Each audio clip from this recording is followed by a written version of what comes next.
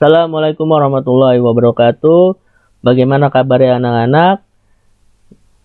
Ya, semoga baik-baik saja, tetap pakai masker, jaga jarak, dan selalu cuci tangan. Oke, kemarin kita sudah membahas mengenai analisis peluang usaha. Selanjutnya kita akan membahas mengenai administrasi dalam pengelolaan usaha. Ya, administrasi dalam pengelolaan usaha. Ya, setelah kita membahas analisis peluang usaha, kita akan membahas mengenai administrasi dalam pengelolaan usaha. Kenapa sih harus ada administrasi dalam pengelolaan usaha? Ya, karena pengaturan manajemennya secara administrasi itu kewirausahaan atau usaha perusahaan itu harus ada. Ya, karena administrasi untuk melancarkan segala urusan kegiatan usaha. Oke. Nah, untuk kompetensi dasar ini adalah menerapkan dokumen administrasi usaha. Nah, membuat dokumen usaha. Itu kompetensi dasarnya. Nah, dalam bab ini kita akan membahas mengenai administrasi usaha, yaitu terdapat dalam pengertian administrasi usaha. Terus ciri-ciri administrasi usaha, fungsi administrasi usaha, maksud dan tujuan administrasi usaha, pengaturan dan pelaksanaan administrasi usaha, ruang lingkup administrasi, aspek administrasi dalam pengelolaan usaha. Dan selanjutnya adalah manajemen dokumen usaha.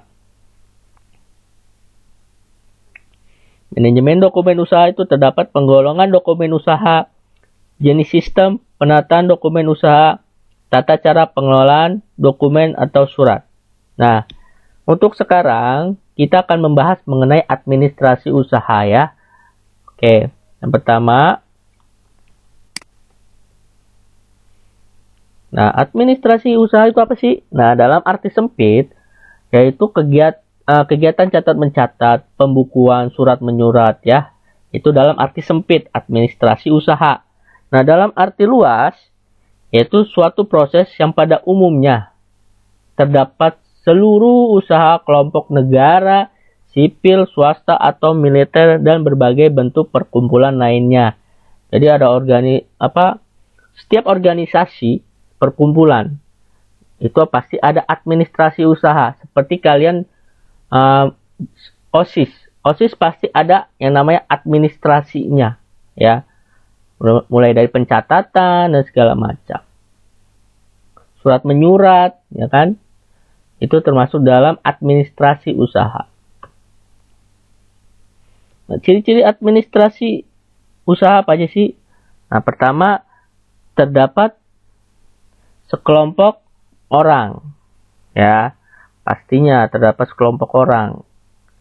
Yang kedua adalah terdapat bentuk kerjasama dari sekelompok orang. Jadi ada yang kerjasama ya, dari sekelompok orang itu terdapat bentuk kerjasamanya.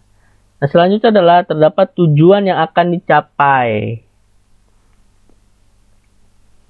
Selanjutnya terdapat proses kegiatan usaha. Nah, administrasi usaha otomatis ada proses kegiatannya ya, kegiatan usahanya. Nah, terus terdapat aspek kepemimpinan, bimbingan dan juga pengawasan. Pastinya harus ada yang mimpin dalam manage administrasi usahanya ya, dan juga bisa dibimbing dan juga melalui pengawasan. Ya. Oke, selanjutnya adalah fungsi administrasi. Yang pertama, melengkapi dan menyediakan serta mengelola berbagai buku administrasi perusahaan dengan baik dan juga teratur. Dua, mencatat berbagai alat perlengkapan dari perusahaan dan juga berbagai kegiatan usaha di dalam buku administrasi ya. Jadi ini adalah fungsi administrasi. Nah, selanjutnya mengerjakan berbagai buku administrasi dari perusahaan sesuai dengan berbagai bentuk peraturan dan ketentuan yang berlaku. Selanjutnya, memelihara berbagai buku administrasi perusahaan dengan baik dan benar. Ya. Nah, ini adalah fungsi administrasi. Jadi, ya, yang tadi sesuai dengan pengertiannya, catat mencatat dan juga surat menyurat. Ya, jadi ada kelengkapan dokumen-dokumen yang harus kalian tulis. Ya, jadi mengerjakan buku administrasi dari perusahaan sesuai dengan berbagai bentuk peraturan dan ketentuan yang berlaku. Memelihara yang pasti. Memelihara berbagai buku administrasi. Jadi memelihara itu juga sebagai arsip kalian nanti. Ketika ada kesalahan dalam pengelolaan bisnis, kalian punya buku administrasi ya. Jadi sudah bisa memelihara bukunya dengan baik dan benar. Jadi catatan-catatan kegiatan usaha kalian simpan, kalian arsipkan dengan benar. Oke, maksud dan tujuan administrasi usaha. Pertama, memonitoring berbagai kegiatan dan mengendalikan usaha. Ya. Dua, mengamankan jalannya pelaksanaan kegiatan usaha yang dijalankan. Tiga, melakukan evaluasi kegiatan usaha. Empat, menyusun berbagai program pengembangan usaha. 5. Menunjukkan adanya bukti kegiatan dari usaha yang dijalankan. 6. Mengambil keputusan dalam hal untuk mengembangkan dan pengendalian dari usaha yang dijalankan. Nah, ini adalah maksud dan tujuan administrasi usaha.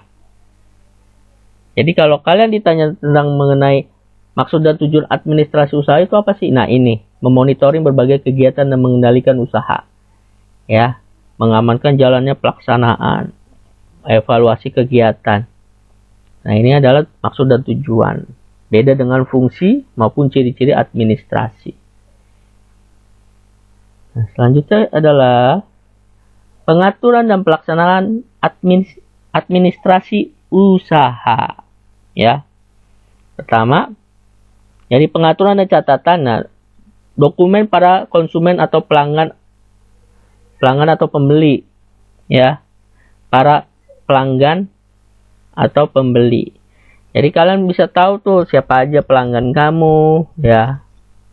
Terus mengarsipkan dokumen-dokumen perusahaan, dokumen-dokumen penting perusahaan kalian simpan, kalian arsipkan, karena penting untuk saat nanti perizinan usaha kalian, ya. Terus dokumen, jadi kamu catat pengaturan pencatatan dokumen inventaris barang dagang dan sebagainya. Jadi kamu bisa inventaris barang-barang dagangan kamu ya. Misalnya hari ini jual 500 piece, kamu catat gitu. Inventaris apa aja? Misalnya bangku, meja dan segala macam. Nah, dokumen personalia perusahaan. Jadi pengaturan catatan dan dokumen personalia perusahaan. Jadi personalia ini mengenai dengan orangnya. Jadi karyawan-karyawan kalian ya harus punya dokumen juga. Misalnya kayak CV dan lain-lain. Selanjutnya adalah pengaturan catatan dan dokumen transaksi usaha. Nah, selanjutnya adalah pengaturan catatan dan dokumen pemasaran dan penjualan produk. Jadi kalian harus tahu pemasarannya berapa ya, jumlahnya, dan penjualan produk yang akan dijual. Nah, itu pengaturan dan pelaksanaan administrasi usaha. Oke, ada 6.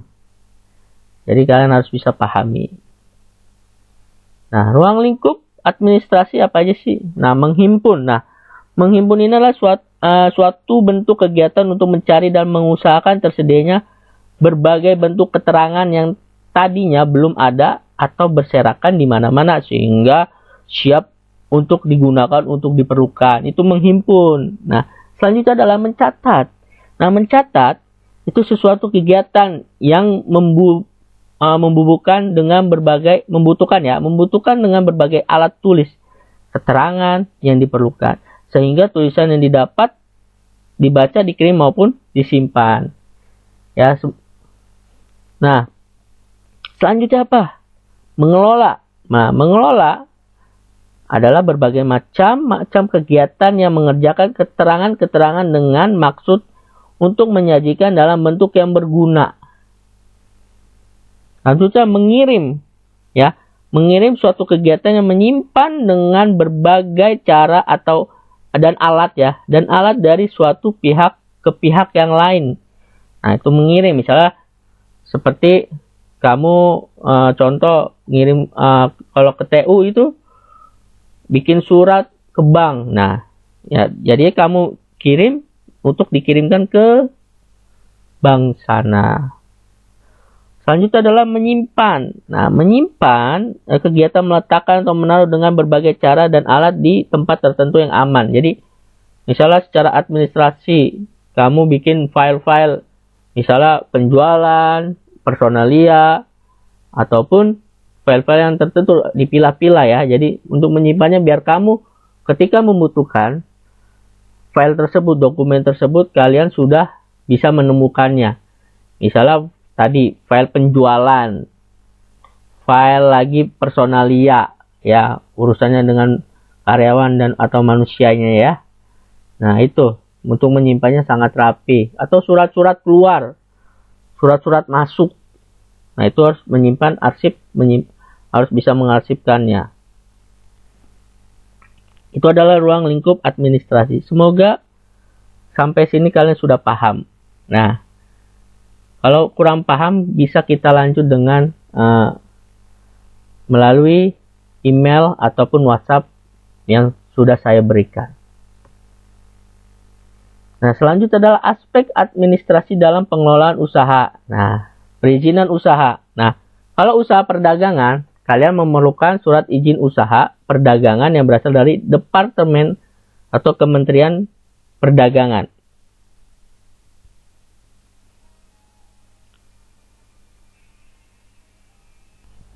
Nah, usaha perdagangan. Jadi, kalian memerlukan perizinan usaha ya berasal dari Departemen Perdagangan. Jadi, kamu punya usaha harus mempunyai izin. Kalau tidak punya izin, ini disebutnya ilegal ya. Selanjutnya, usaha jasa konstruksi. Kalau kamu mempunyai jasa konstruksi, nah pastinya kamu memerlukan surat izin yang berasal dari Departemen Pekerjaan Umum yang berbentuk SIUJK. Selanjutnya, usaha dalam bidang kepariwisataan yang memerlukan izin dari Departemen Kebudayaan dan Pariwisata. Nah, selanjutnya, usaha yang bergerak dalam bidang industri memerlukan surat izin usaha perindustrian yang dikeluarkan oleh Departemen Perindustrian. Jadi, kementerian atau stakeholder ya yang berurusan dengan izin usaha itu misalnya perdagangan dan segala macam itu harus sesuai. Nah, selanjutnya selain menyiapkan dokumen di atas, nah wirausaha, pengusaha ya. Jika kalian menjadi seorang pengusaha, kalian harus menyiapkan berbagai perizinan. Pertama, akte pendirian usaha yang pasti harus kalian urus ya, akte pendirian usaha ya. Berarti yang berisi itu profil perusahaan. Nah, selanjutnya surat izin tempat usaha. Jadi, selain akta pendirian usaha, jadi kamu harus perlu menyiapkan surat izin tempat usaha. Jadi kamu punya tempatnya di mana gitu. Misalnya tempatnya di Jalan Mindi. Ya, jadi tempat usaha kamu di Jalan Mindi, jadi kamu harus punya surat izin tempat usaha. Jadi kamu biar pertama tidak digusur, tidak diusir, karena kamu legal. Kalau kamu ilegal, kamu akan bakal yang namanya kena hukum pidana. Jadi ada hukum bisnisnya. Ya, jadi ada hukum bisnisnya di situ.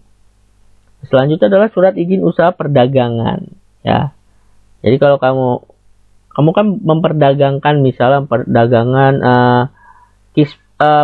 pewangi pakaian ya, pewangi pakaian. Jadi kamu dagang ya, jualan di situ, ya kamu harus punya izin surat perdagangan biar kamu legal dalam perdagangan kalian. Nah, selanjutnya nomor pokok wajib pajak. Nah, kenapa harus nomor pokok wajib pajak ya? Segala sesuatu usaha kegiatan yang punya penghasilan itu akan dikenakan pajak, ya, karena pajak dari kita untuk kita, itu slogannya. Nah, selain itu, perizinan usaha lainnya yang perlu dimiliki perusahaan adalah NRP, nomor register perusahaan, ya. Apa aja sih syarat-syarat NRP, nomor register perusahaan? Pertama, fotokopi KTP, akte pendirian usaha, surat izin usaha. Nah, setelah dari yang tadi, akte pendirian usaha kalian urus NRP. Terus urus lagi NRB, nomor rekening bank, ya. Jadi rekening banknya itu yang kamu cantumkan dalam perizinan usaha. Terus AMDAL, ya, analisis mengenai dampak lingkungannya. Ya, jadi kalau kamu di industri, limbahnya itu kamu buangnya kemana? Kalau limbah buangnya ke warga, ya, kamu tidak mempunyai AMDAL, kamu akan dituntut, ya. Ada hukum pidananya pasti. Analisis mengenai dampak lingkungan. Kalau dampak lingkungannya sangat berbahaya atau beracun, ya, terhadap warga sekitar, kamu yang akan kena imbasnya, ya. Nah, jadi kenapa usaha itu harus ada perizinannya tadi? Semuanya harus legal. Kalau tidak legal, kamu akan mendapat akibatnya. Oke, selanjutnya.